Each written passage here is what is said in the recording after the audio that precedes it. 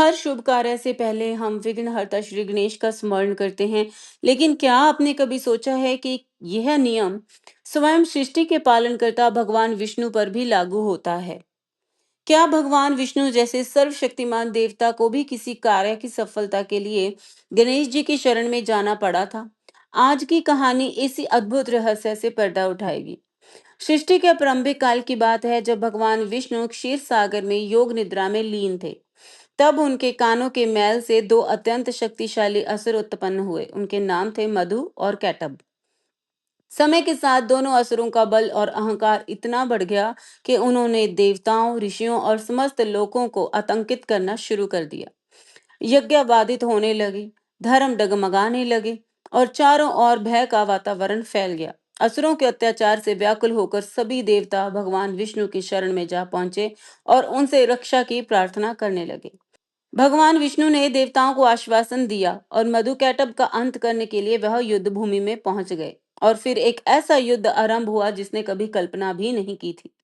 भगवान विष्णु और दोनों असुरों के बीच भीषण संग्राम छिड़ गया। समय बीतता गया, वर्ष बीतते गए, लेकिन ना तो असुर पराजित हो रहे थे, ना ही युद्ध समाप्त हो रहा था। कथा के अनुसार हजारों वर्ष तक यह युद्ध लगातार चलता रहा। भगवान विष्णु अपनी समस्त शक्ति का प्रयोग कर रहे थे, फिर भी विजय उनसे दूर थी। यह देखकर स्वयं भगवान विष्णु भी चिंतित हो उठे कि आखिर ऐसा क्यों हो रहा है। तभी उन्होंने एक अद्भुत उपाय सोचा। उन्होंने एक सुंदर गंधर्व का रूप धारण कर लिया और वीणा लेकर मधुर संगीत गाने लगे। उनके दिव्य स्वर इतने मनमोहक थे कि पूरा ब्रह्मांड मंत्र मुग्ध हो गया। उस अलौकिक संगीत को सुनकर भगवान शिव, माता पार्वती, गणेश जी और अनेक देवता प्रसन्न हो गए। उसके बाद भगवान शिव ने विष्णु जी को अपने समक्ष बुलाया। विष्णु जी की वीणा सुनकर पूरा कैलाश मंत्र मुग्ध हो चुका था। भगवान शिव और पार्वती ने विष्णु जी को अपने आसन पर बिठाया और उनकी विधिवत पूजा अर्चना की। उसके बाद शिव ने भगवान विष्णु से पूछा कि आप क्या चाहते हैं। भगवान विष्णु ने विनम्रता से प्रणाम करते हुए कहा, प्रभु, मैं मधु और कैटभ से लंबे समय से युद्ध कर रहा हूँ, लेकिन उन्हें पराजित नहीं कर पा रहा हूँ। कृपया मुझे इसका कारण बतलाइए। तब भगवान शिव मुस्कुराकर बोले, हे विष्णु, युद्ध प्रारंभ करने से पहले आपने विघ्नहर्ता श्री गणेश का पूजन नहीं किया। यही कारण है कि आपके मार्ग में लगातार विघ्न उत्पन्न हो रहे हैं।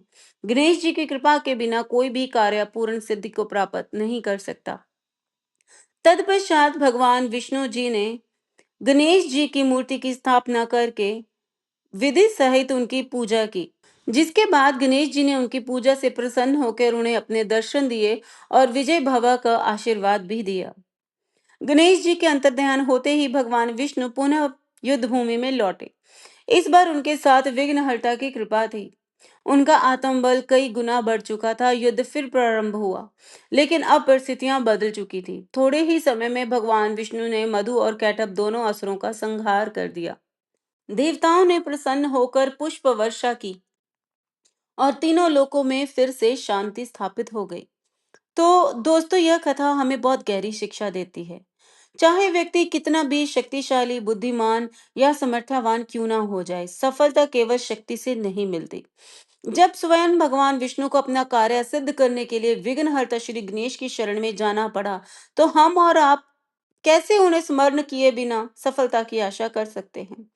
इसलिए किसी भी शुभ कार्य की शुरुआत सदैव श्री गणेश के नाम से करनी चाहिए, क्योंकि जहां गणपति का आशीर्वाद है, वहां मार्ग के सारे विघ्न स्वयं दूर हो जाते हैं।